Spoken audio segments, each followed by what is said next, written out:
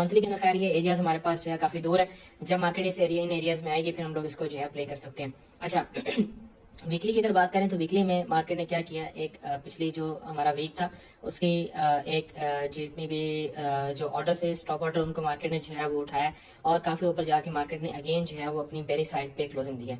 अब ये है कि ये मूव इस टाइप की मूव जो है वो पहले भी आई है। फॉर एग्जांपल यहाँ पे अगर हम लोग देखते हैं 28 अक्टूबर तो मार्केट ने यहाँ पे जो है वो कैंडल बनाई थी इसी टाइप की, फिर उसके बाद कुछ हमें डाउन साइड पे मूव देखने को मिली। फिर यहाँ पे मार्केट ने बनाई, खैर ये बहुत ज्यादा हेल्दी तो नहीं थी लेकिन एक कैंडल बनाई, लेकिन उसके बाद अब यहाँ पे कैंडल बनाई इसी तरीके से जिसने ये शो करवाया कि मार्केट नीचे डाउन साइड पे जाना चाहती है लेकिन मार्केट अप साइड पे चली गई।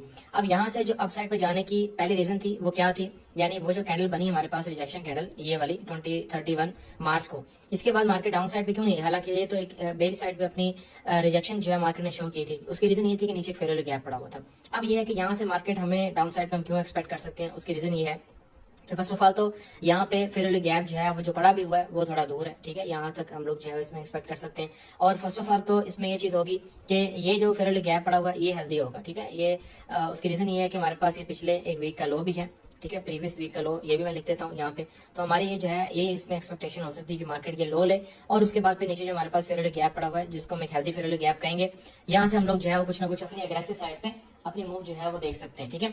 ये एक एरिया हमारे पास जो है वो पॉसिबिलिटी है गोल्ड के अंदर कि जिस तरह की उसने ये कैंडल जो है बनाई है इसके बाद कुछ ना कुछ अग्रेसिव डाउन साइड पे हमें मूव देखने को मिल सकती है। अब नीचे जो फेयर वैल्यू गैप वीकली में हमें शो हो रहा था वो मंथली में शो हो रहा था, वो वीकली में नहीं है क्योंकि वो वीकली में ऑलरेडी टेस्टेड हो चुका हुआ है। तो मंथली में हम लोग उसको जो है वो प्ले करने की ट्राई करेंगे। अच्छा अब नेक्स्ट मार्केट ने यहाँ पे जो है वो क्या सूरत बनाई हुई है, यहाँ पे अगर आप लोग देखते हैं तो ये हमारे पास लिक्विडिटी थी, मार्केट ने ये सारी उड़ाई है, ठीक है। उड़ाने के बाद अब अगेन अप साइड पे मार्केट गई है और जाके मार्केट ने अपना स्ट्रक्चर ब्रेक किया है, ठीक है। इस एरिया से अगर आप लोग देखते हैं तो ये हमारे पास एक स्ट्रक्चर जो है उसका ब्रेक हो चुका हो, सही है। इसमें मैं लिख भी देता हूँ ब्रेक ऑफ मार्केट स्ट्रक्चर, ठीक है।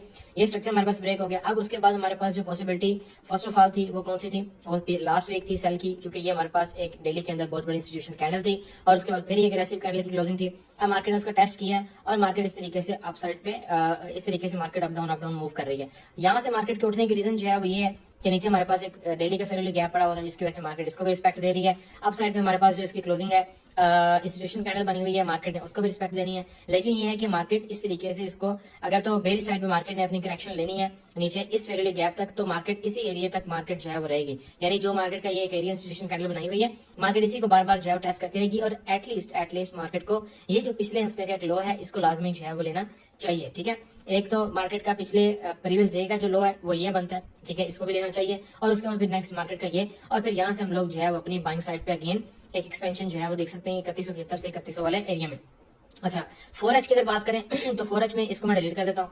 4H में मार्केट ने जो है वो क्या किया, अप साइड से ये जो हमारे पास एरिया था यहाँ से मार्केट ने अपना स्ट्रक्चर शिफ्ट किया, ठीक है, माइनर सा स्ट्रक्चर है। वैसे तो ये स्ट्रक्चर यहाँ शिफ्ट होगा लेकिन ये एडवांस अगर हम पकड़ते हैं तो हमारे पास जो स्ट्रक्चर था वो इस एरिया से मार्केट ने जो है वो शिफ्ट किया। इसको मैं थोड़ा छोटा कर देता हूँ। अच्छा ये मार्केट का स्ट्रक्चर शिफ्ट हो गया, उसके बाद नीचे जो हमारे पास ये एक लिक्विडिटी थी ये मार्केट ने ली और उसके बाद मार्केट का नीचे एक फेयर वैल्यू गैप पड़ा हुआ था, इसको मार्केट ने टेस्ट किया। अब ये यहाँ पे forex.com के चार्ट में टेस्ट हो चुका हुआ है लेकिन ये जो फेयर वैल्यू गैप है ये ओंडा के अंदर टेस्ट नहीं हुआ, लिहाजा हम ओंडा के ऊपर ही इसको जो है वो लेके चलेंगे, ठीक है। ओंडा के ऊपर ही हम लोग जो है देखते हैं, उसके ऊपर मेरी मैपिंग हुई होती है इसलिए मैं आप लोगों के साथ यहाँ पे जो है इसको शेयर कर रहा हूँ। अच्छा उसके बाद मार्केट ने क्या किया, ये नीचे लिक्विडिटी लेने के बाद ये जो नीचे लिक्विडिटी ली उसके बाद मार्केट ने ये बनाया और फिर जाके एग्रेसिव मार्केट ने अप साइड से एक ये वाली लिक्विडिटी को या प्रीवियस जो हमारा सेशन होगा उसकी लिक्विडिटी को मार्केट ने जो है हंट किया। हंट करने के बाद मार्केट ने अगेन क्या किया, फर्स्ट ऑफ ऑल तो एक इंस्टीट्यूशन कैंडल बनाई, सेकंड नंबर पे ये हमारे पास एक बाय की इंस्टीट्यूशन कैंडल थी जिसको मार्केट ने तोड़ दिया। जब मार्केट ने इस बाय की इंस्टीट्यूशन कैंडल को तोड़ा फिर उसके बाद मार्केट ने इसके एरिया का टेस्ट किया 3312 और फिर यहाँ से मार्केट ने एक ड्रॉप लिया 3265 यानी कि 500-600 पिप का मार्केट ने ड्रॉप लिया। अब बहुत सारे एरियाज यहाँ पे आपके पास बन रहे होते हैं जो नॉर्मल डेज के अंदर मार्केट 50 पिप 60 पिप का एरिया बना रही होती है, वही एरियाज अब जो है 100 पिप का 150 पिप का भी बन रहा है। उसकी वजह से फिर बहुत सारी जो ट्रेड्स हैं वो भी मिस हो जाती हैं क्योंकि एसएल बड़े बन रहे होते हैं, क्योंकि रिस्क तो आपका हर जगह पे होता है। ऐसा नहीं है कि जहाँ पे 50-60 पिप का एसएल बन रहा है वो कोई अच्छा एरिया है और जहाँ पे 100 पिप का एरिया बन रहा है वो कोई नॉर्मल एरिया, यानी कि कंफर्मेशन जहाँ पे है वो तो एक जैसी है, लेकिन कैंडल की जो एक फॉर्मेशन है अगर वो बड़ी हो जाएगी तो फिर जाहिर है वहां पे जो ट्रेड है वो थोड़ा मुश्किल हो जाता है देना कि अच्छा अब इसमें किस तरह से हम लोग जो है ट्रेड दें। तो फर्स्ट ऑफ ऑल तो ये हमारे पास एरिया था जो कि यूज हो चुका हुआ है। सेकंड नंबर में हमारे पास जो एरिया पड़ा हुआ है वो ये पड़ा हुआ है, ठीक है। यहाँ पे मार्केट अगर आती है तो यहाँ से हम लोग जो है वो इसमें सेलिंग साइड को एक्सपेक्ट कर सकते हैं। सेकंड नंबर पे ये कि यहाँ पे हमारे पास एक बीपीआर भी पड़ा हुआ है, इसके ऊपर मैं यहाँ पे जो है वो छोटा सा करके लिख भी देता हूँ बीपीआर, ठीक है। एक तो हमारे पास ये बीपीआर यहाँ पे जो है मौजूद है, और उसके बाद हमारे पास अप साइड पे एक एरिया सेलिंग का जो है वो पड़ा हुआ है। यहाँ से हम लोग जो है अपनी सेलिंग साइड पे ये पूरा फेयर गया है वैसे तो हमारा सेल के लिए, लेकिन ये कि अगर हमें इस एरिया में मिल जाती है रिजेक्शन ब्लॉक तक, तो फिर हम लोग यहाँ से अपनी सेलिंग साइड पे देख सकते हैं। सेकंड नंबर पे नीचे मार्केट को अगर देखते हैं तो यहाँ पे मार्केट ने क्या किया, इक्वल लॉस फॉर्म किए ये वाले, ठीक है। इक्वल लॉस यहाँ पे मैं लिख भी देता हूँ आपके पास। इक्वल लो मार्केट जो है वो लाजमी लेने आती होती है, तो अगर मार्केट इस एरिया से ड्रॉप होती है तो हमारा जो टारगेट होगा वो ये इक्वल लो ही होगा 3259 तक, ठीक है। तो यहाँ से हम लोग जो है अपनी फिर मूव एक्सपेक्ट कर सकते हैं। सेकंड नंबर पे ओंडा के अंदर की फेयर गैप फिल नहीं हुआ 4H का, लिहाजा हम इस एरिया से as per ओंडा as per Exness हम इसमें जो है वो अपनी बाइंग साइड पे एक मूव जो है एक्सपेक्ट कर सकते हैं। ऊपर कुछ भी खास जो है मौजूद नहीं है, यहाँ पे एक छोटा सा फेयर वैल्यू गैप पड़ा हुआ है, लेकिन ये कि अगर मार्केट यहाँ पे आएगी तो फिर हम लोग इसको जो है वो देखेंगे। फिलहाल जो है वो हमारे पास सिर्फ यही दो एरियाज पड़े हुए हैं, और अगर हमारे पास मार्केट नीचे आ जाती है तो नीचे फिर हमारे पास ये एक अच्छा और हेल्दी एरिया जो है पड़ा होगा।